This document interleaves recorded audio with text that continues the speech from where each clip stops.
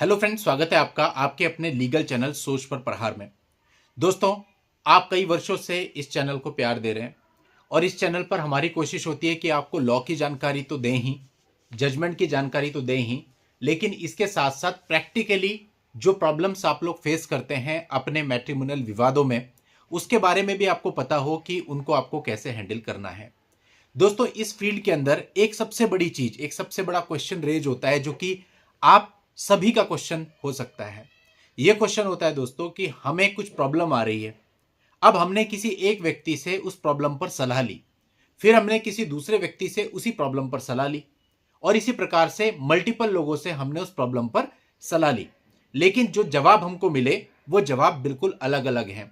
अब हमारे सामने क्वेरी यह है कि हम किस जवाब को माने और किस जवाब को ना माने। देखिए, एज अ लेमैन आपको लॉ के बारे में बिल्कुल नहीं पता। आप गूगल पर आर्टिकल सर्च करते हैं, आप यूट्यूब पर वीडियो देखते हैं, उससे आपको थोड़ी जनरल इंफॉर्मेशन हो जाती है। इसके अलावा लॉ की सारी बुक्स भी अवेलेबल हैं, आप उनको भी पढ़ते हैं, उनमें भी काफी कुछ लिखा होता है। क्योंकि जब आदमी इन चीजों से जूझता है ना, तो वो कोशिश करता है कि कहीं से भी मुझे कुछ मिल जाए और वो अपनी तरफ से काफी रिसर्च कर रहा होता है। अब उसको एक सलाह दी गई, उस सलाह को उसको एनालाइज करना है। फॉर एग्जाम्पल, उसको 4 सलाह मिली।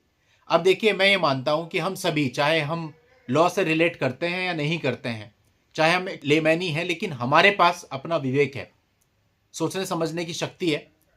प्राइमा फेसी हमें इतना पता चलता है कि क्या सही है क्या गलत है। वही विवेक, वही इंटेलिजेंस आपको यहां पर यूज करनी है और आपको यह देखना है कि जो भी चीजें आपको बताई गई हैं, उन चीजों में से कौन सी ऐसी चीजें हैं जो प्रैक्टिकल हैं और कौन सी ऐसी चीजें हैं जो प्रैक्टिकल नहीं है। तो आपको मान लेते हैं 10 प्रकार की एडवाइस मिली, उन 10 में से मैं कहता हूं 6 एडवाइस तो ऐसे ही बाहर हो जाएंगी। सिर्फ इस बारे में अगर आप सोच लें कि वो जो चीज आपको बताई गई वो प्रैक्टिकल है या नहीं है। फॉर एग्जाम्पल, किसी ने मेंटेनेंस के बारे में मल्टीपल लोगों से राय ली, मेंटेनेंस केस आया था। अब डिफरेंट डिफरेंट तरह की राय मिली, जिनमें से कुछ राय ऐसी थी कि साहब ऐसा है, केस तो कुछ नहीं होता, इसको हम 1 महीने में खत्म करा देंगे, 1 महीने में खत्म करा देंगे। कुछ राय ऐसी मिली, साहब ये तो लॉ में ही ऐसा लिखा है कि 6 महीने में खत्म हो जाना चाहिए और हम तो 3 महीने में खत्म करा देंगे। एक राय ऐसी मिली कि साहब ये जो है 6 महीने में खत्म हो जाएगा क्योंकि लॉ में ऐसा लिखा हुआ है। एक बंदे ने यह कहा कि भाई कम से कम 3 साल लगेंगे, मैक्सिमम की कोई लिमिट नहीं है। इस तरह की और भी डिफरेंट डिफरेंट ओपिनियन मिली। अब इनमें से हमको विचार करना है। अब अगर आप नॉर्मली कोर्ट में जो डेट्स लगती हैं उसको ई कोर्ट्स पे चेक करें, केवल अपने केस की नहीं, कोई भी केस नंबर लेके मल्टीपल किसी भी लोगों की डेट चेक करें, तो आपको पता चलेगा कि मैक्सिमम जगहों में 1.5 से 2 महीने की तो आज के समय डेट ही लग रही है। और कुछ शहर तो ऐसे हैं जहां 3-3, 4-4, 5-5 और 6-6 महीने की केवल एक डेट लग रही है। केवल जो पहली अपीयरेंस के लिए डेट होती है वो 3-3 महीने के गैप पे लग रही है। तो क्या इन परिस्थितियों में अगर आपको ये बताया जाता है कि आपके केस को 1 महीने में खत्म करा दिया जाएगा या 3 महीने में खत्म करा दिया जाएगा, 6 महीने में खत्म करा दिया जाएगा, तो ये सारी की सारी चीजें इलॉजिकल, अतार्किक प्रतीत होती है। तो आपकी बहुत सारी एडवाइस इस प्रकार की जो आपको मिली, वो सारी आपकी आउट हो गई। अब अगर आपके पास 10 एडवाइस थी, उसमें से 6 तो वैसे आउट हो गई, केवल इस बिहाफ पर कि वो लॉजिकल नहीं है। अब बची आपकी 4। अब आपको इन 4 में से सेलेक्ट करना है कि कौन सी एडवाइस सही हो सकती है।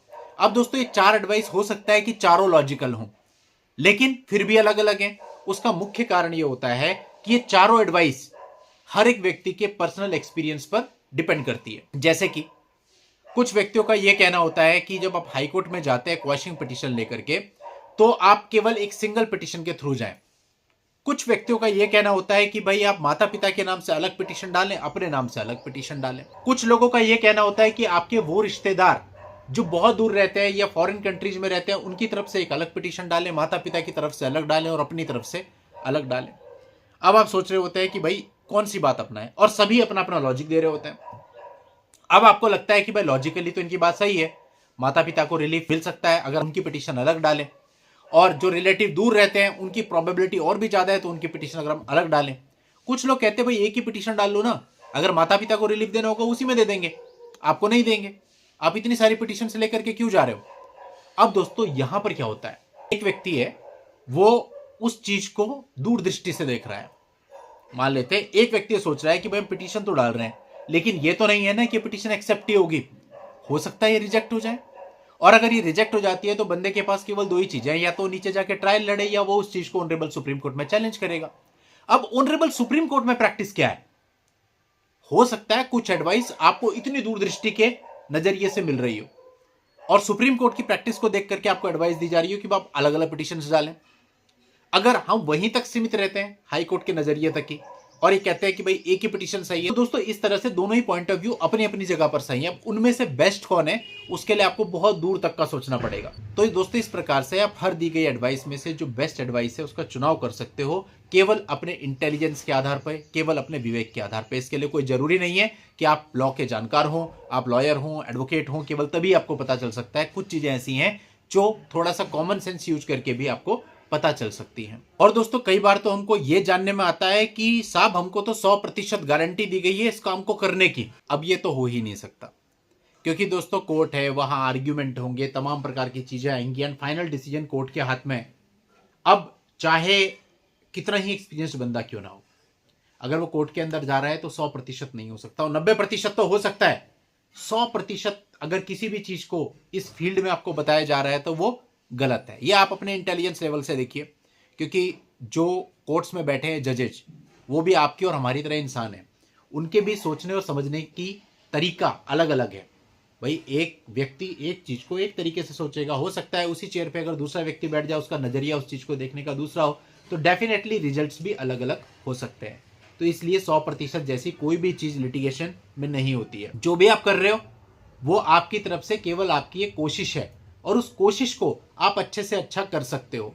अब आज का समय क्या है कि सीधी बात बहुत कम लोगों को समझ में आती है। घुमा घुमा करके या लड्डू दिखा करके जो बात की जाए वो सबको अच्छी लगती है, इसलिए सब लड्डू के पीछे भागते हैं और बाद में क्या होता है कि वो लड्डू खाने के चक्कर में बहुत फटका लगता है। तो इसलिए दोस्तों ऐसा कोई भी लड्डू, बर्फी, जलेबी जो आपको दिखाई जा रही है, आप पहले उसकी सत्यता मालूम करो कि वो एक्चुअल में मीठी है भी या मिर्च से भर के आपको खिलाई जा रही है। उसके बाद ही आपको डिसाइड करना है कि आपको क्या करना है और आपके पास जो मल्टीपल एडवाइस आई हैं उनमें से आपको किस एडवाइस को फॉलो करना है। इसके साथ साथ दोस्तों हम थोड़ी सी यहाँ गलती ये करते हैं कि एडवाइस भी हम इतनी ज़्यादा लेते हैं कि कहने की हद नहीं। देखिए एक आदमी से आपने बात करी, 2 से करी, 3 से करी, चलो यहाँ तक भी समझ में आता है, लेकिन एक ही समय पे आप 10-10, 12-12 लोगों से बात कर रहे हो, ये पूरे तरीके से अतार्किक है और केवल आप अपना मेंटल बैलेंस इससे खराब कर रहे हो। तो इतना ज़्यादा नहीं, ठीक है आपको एक चीज़ पता चली, उसको वेरीफाई करने के लिए आपने किसी और व्यक्ति से बात कर ली, चलो उसको वेरीफाई करने के लिए किसी एक और से कर ली, इतने तक ही आपको जाना है। इससे ज़्यादा अगर आप जाओगे आप अपना फाइनेंशियल लॉस कर रहे हैं, आप जबरदस्ती का मेंटल स्ट्रेस ले रहे हैं और जो रिजल्ट्स आएंगे वो भी ठीक नहीं आएंगे। तो ये मेरी तरफ से मेरे विचार हैं, बाकी आप सबके विचार इस पर अलग अलग हो सकते हैं, तो उसमें कोई ऐसी बात ही नहीं है, जिसको जैसा सही लगता है वो वैसा कर सकता है। चलिए दोस्तों आज के इस वीडियो में इतना ही। नेक्स्ट वीडियो में नई जानकारी के साथ मैं आपसे फिर मिलता हूं, तब तक के लिए good bye and thank you for watching. Take care.